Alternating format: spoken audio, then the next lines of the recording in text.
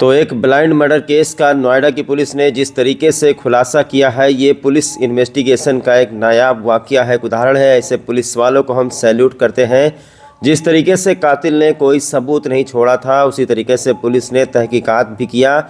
ये case police के लिए चुनौती इतना बड़ा बन गया था कि इस बात का अंदाज़ा यहीं से लगाया जा सकता है कि 5000 सीसीटीवी कैमरे चेक किए, 1100 गाड़ियों को चेक किया गया, 60 और 70 हज़ार नंबरों को सर्विलांस पर लगाया गया, लगभग 100 पुलिसकर्मियों में 60 सब इंस्पेक्टर को लगाया गया, तब जा कर के हत्या का खुलासा हो सका है, हत्यारा पकड़ा गया है।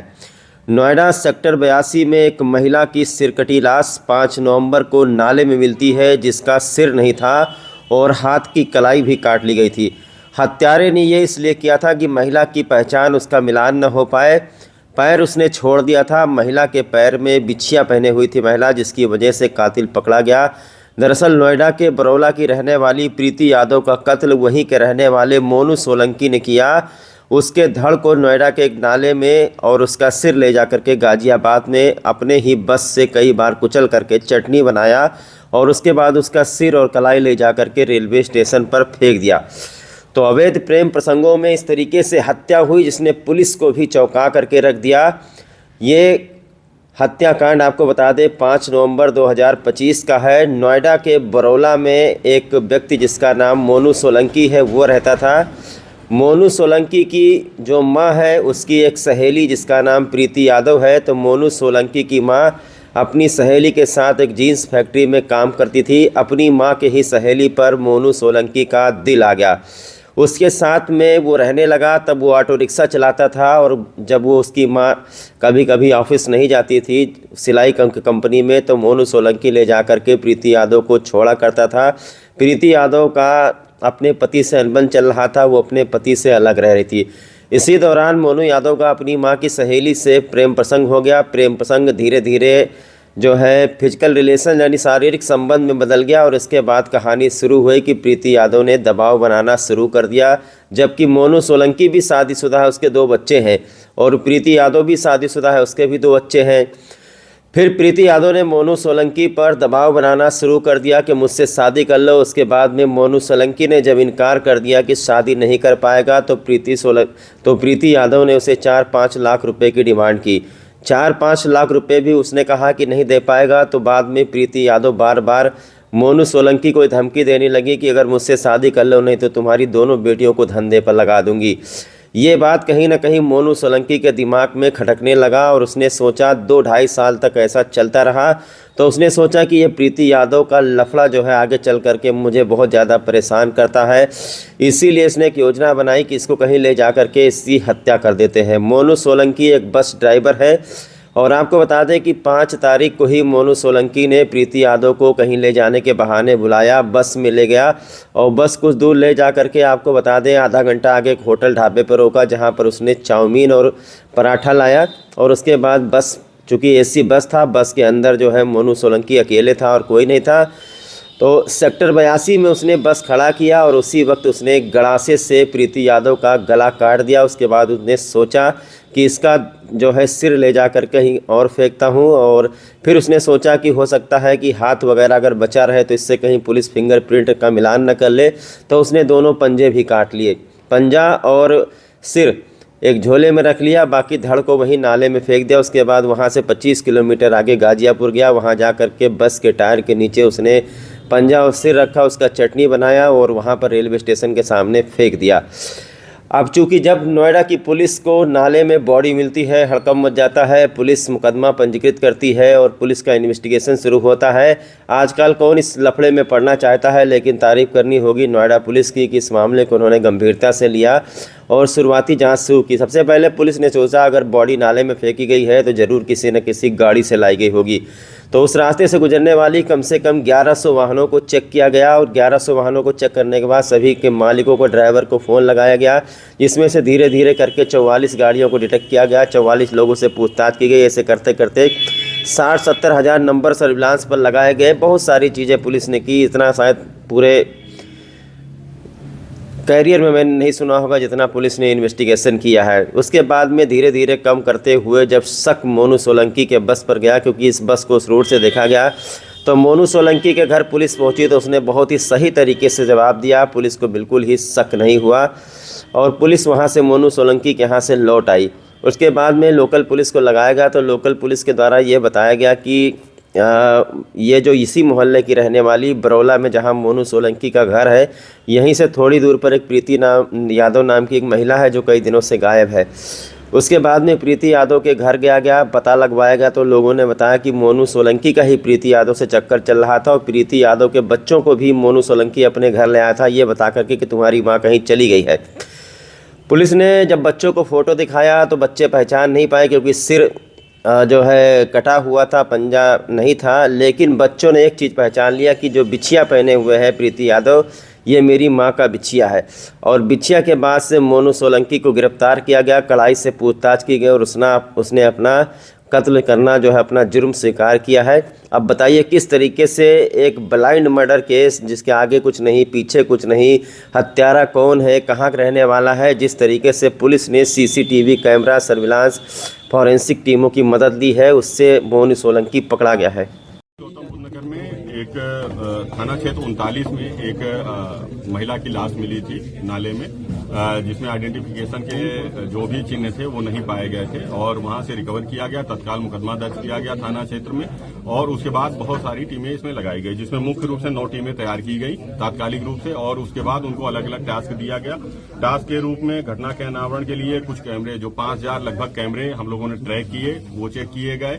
रूट जितने एंट्री एग्जिट पॉइंट थे उसको डेडिकेटेड रूप से टीमें लगाई गई उसको चेक करने के लिए और उसके बाद लगभग 1100 वाहनों को ट्रैक किया गया इसमें और आने जाने वाले जितने वाहन थे उनको जीरोइंग करते हुए हम लोग 44 गाड़ियों को जीरोइंग किए कि ये संदिग्ध अवस्था में है या इनकी एक्टिविटीज कुछ सस्पिशियस लग रही है, उसको भी उनके ड्राइवरों को, मालिकों को और अन्य लोगों से पूछताछ की गई। इसके अलावा सर्विलांस के लगभग 60-70 हजार नंबरों को भी हम लोगों ने ट्रैक किया, वहां से आइडेंटिफिकेशन के लिए लिया।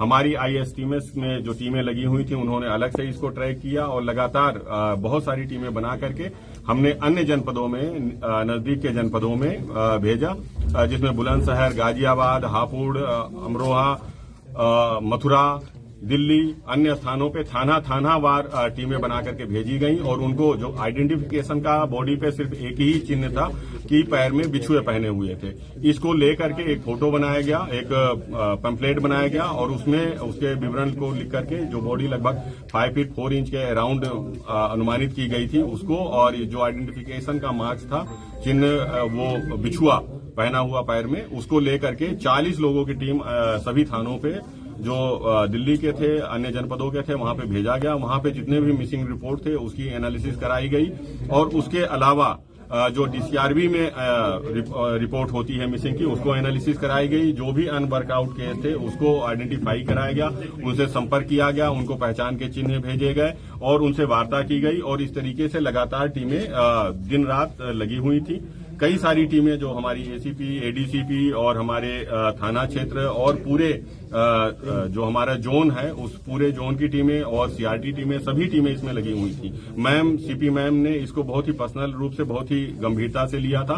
डेली केस की मॉनिटरिंग कर रही थी, वो डेली बेसिस पे दिन में 2 बार वो पूछती थी केस की प्रोग्रेस और हमारे ज्वाइंट CP LO साहब भी डेली बेसिस पे मॉनिटरिंग करते रहते थे इस केस की। उनके निर्देशन में और मार्गदर्शन में ये पूरा केस का खुलासा हुआ। जब एक संदिग्ध बस उस घटनास्थल से निकलते हुए पाई गई तो जीरोइंग करते हुए जो हमने अन्य वाहनों की जीरोइंग की थी उसमें ये पाया गया कि एक बस है जो संदिग्ध रूप से जा रहा है। तो कई वाहनों के ट्रैकिंग में जिसको हम लोग कर रहे थे, ड्राइवर और उनसे पूछताछ, उसी क्रम में इस बस के ड्राइवर से जब पूछताछ के लिए हम लोग बरौला क्षेत्र में गए तो वहां जानकारी मिला कि इसका कुछ व्यवहार संदिग्ध है और जो वहां पूछताछ की गई आसपास के लोगों से तो पता चला कि ड्राइवर एक महिला जिसका नाम प्रीति यादव है वो 5-6 दिन से लापता है, जो इस ड्राइवर के संपर्क में रही थी और वहां से 300 मीटर की दूरी पर इसके पास ही रहती थी। और उसके जब और गहनता से पूछताछ हुई तो पता चला कि ये जो मोनू है, मोनू सिंह, वो पूछताछ के लिए बुलाया गया और उसने बताया कि जो इसकी माँ है, मोनू की माँ और प्रीति की जान पहचान हो गई थी। एक फैक्ट्री थी बरौला में जींस की, जहां पे ये लोग साथ में काम करते थे, साथ में काम करते हुए पहचान हुई थी और फिर घर आना जाना शुरू हो गया था। इसके बाद लगातार इसके घर आती थी। वहीं पे जो मोनू था उसका प्रीति से अनैतिक संबंध बन गया था।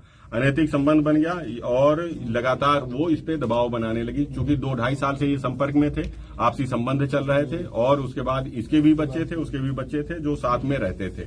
इसके परिवार में चूंकि नजदीक में रहना था, आना जाना था और इसके 2 बेटी और 1 बेटा था मोनू सिंह के। तो धीरे धीरे चीजें उलझती चली गई। कई बार इनको आपस में झगड़ा होने लगा, विवाद होने लगा। पारिवारिक विवाद के रूप में वो लगातार दबाव बनाती रही कि तुम मुझे पैसे दो, 4-5 लाख रुपए पैसे की भी मांग करती रही। और इसी क्रम में झगड़े के दौरान कई बार उसने कहा कि मैं तुम्हारी बेटियों से अनैतिक कार्य कराऊंगी। उसको कहीं ना कहीं इस बात का दुख हुआ कि ये हमारे परिवार से, हमारी बेटियों से अनैतिक कार्य करवाएगी। तो इसलिए कई दिनों से वो ये प्लानिंग में आ गया कि महिला इतना प्रताड़ित कर चुकी है मुझको कि इसे रास्ते से हटा दिया जाए, जैसा कि उसने पूछताछ में बताया। इसने कई दिनों से सोचा, फिर एक दिन इसको बुलाया महिला को, उसके घर गया दिन में और वहां से एक गड़ासा जो मछली मुर्गा काटने वाला था उसको लिया और महिला को बुलाया कि तुम भी आओ। और एक बस में इसने उसको बैठाया, जो ये बस चलाता था, एक सत्संग के उसमें चलाता था। ये बस में बैठाया करीब 3-3:30 बजे के आसपास और लेकर के निकला। वो आकर के एक सीएनजी पेट्रोल पंप है जो घटनास्थल से दूसरी तरफ पड़ता है थोड़ी दूर पे, वहां पे रुका। उसने स्वयं के लिए एक पराठा लिया और महिला के लिए मैगी लिया। वहां पे दोनों अंदर केवल 2 ही लोग थे उस बस में और एसी बस चुकी थी और उसमें डार्क ग्लासेस लगे होते हैं, तो वो एसी बस थी। वहां पे इसने उसको खाने के लिए कहा। वो खाने में थोड़ा नानुकुर कर रही थी और उसी में झगड़ा फिर से पुनः इन लोग का स्टार्ट हो गया। दोबारा जब झगड़ा स्टार्ट हुआ तो उसको, इनकी बेटियों को पुनः उसने प्रोवोक किया कि तुम्हारी बेटियों से अनैतिक कार्य कराएंगे।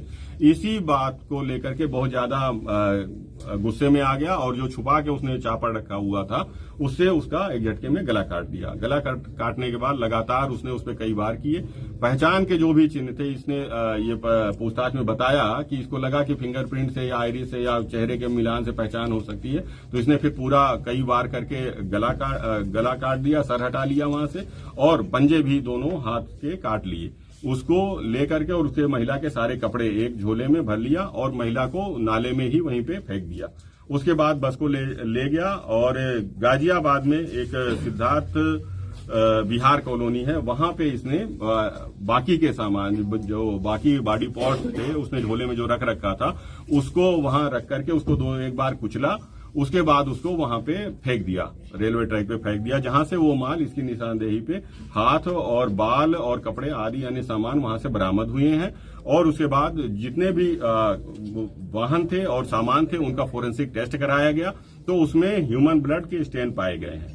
वो स्टेन ह्यूमन ब्लड के पाए गए हैं। उसको अब गिरफ्तार किया गया है, बरामदगी सुनिश्चित की गई है और अब इसको जेल भेजा जा रहा है, विधिक कार्रवाई की जा रही है।